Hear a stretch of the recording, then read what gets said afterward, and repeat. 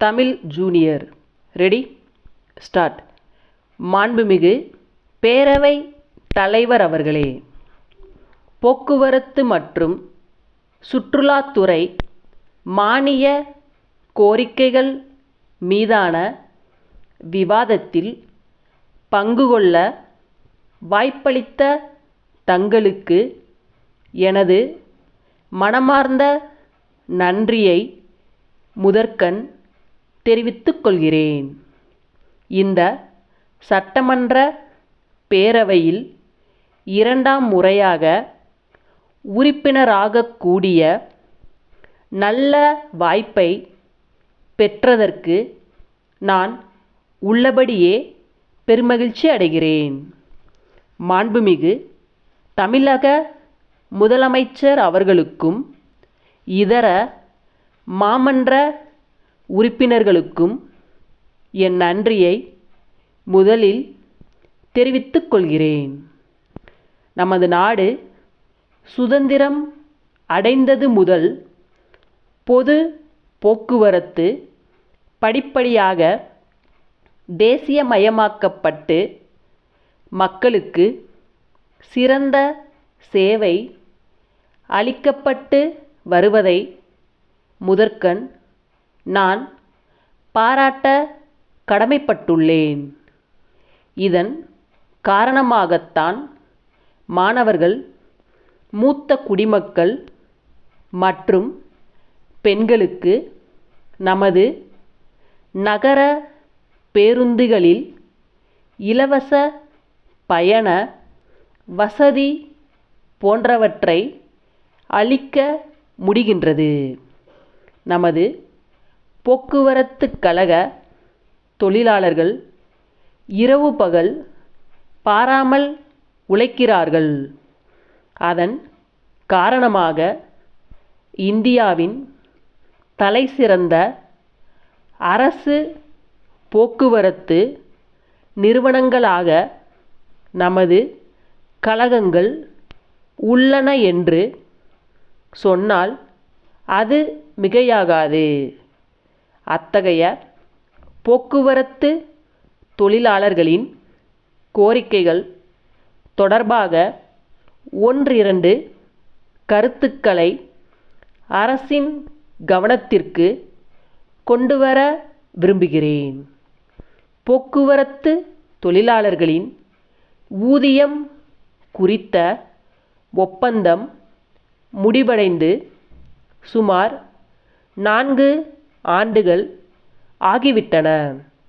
எனவே அவர்களின் நிலையை கனிவுடன் பரிசீலித்து விரைவில் பேச்சுவார்த்தை நடத்தி ஒப்பந்தத்தை புதுப்பிக்க வேண்டுமென்று அரசை கேட்டுக்கொள்ள ஆசைப்படுகிறேன். அடுத்தபடியாக அவர்களது ஈட்டிய விடுப்பு கணக்குக்கு பண பயன் இதுவரை வழங்கப்படாமல் உள்ளது. மேலும் சுமார் 30 ஆண்டு காலம் பணியாற்றி ஓய்வு பெற்றவர்களுக்கு இன்னும் குறைந்த அளவே அகவிலைப்படி வழங்கப்படுகிறது. கடந்த சில ஆண்டுகளில் விலைவாசி பல மடங்கு உயர்ந்துள்ளது. எனவே அரசு ஊழியர்களுக்கு இணையாக அவர்களுக்கும் அகவிலைப்படி உயர்த்தப்பட வேண்டுமென கேட்டுக்கொள்ள ஆசைப்படுகிறேன்.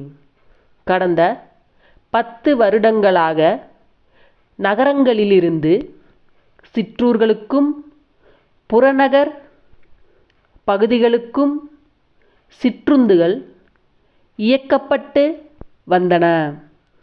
தற்போது அவற்றின் எண்ணிக்கை குறைக்கப்பட்டுள்ளது. எனவே மாவட்டந்தோறும் 50 சிற்றுந்துகள் இயக்க வேண்டுமென்ற எனது கோரிக்கையை முன்வைக்க விரும்புகிறேன். அன்புடையீர், வணக்கம். தங்களது 8ஆம் தேதிய கடிதம் கிடைக்கப்பெற்றோம்.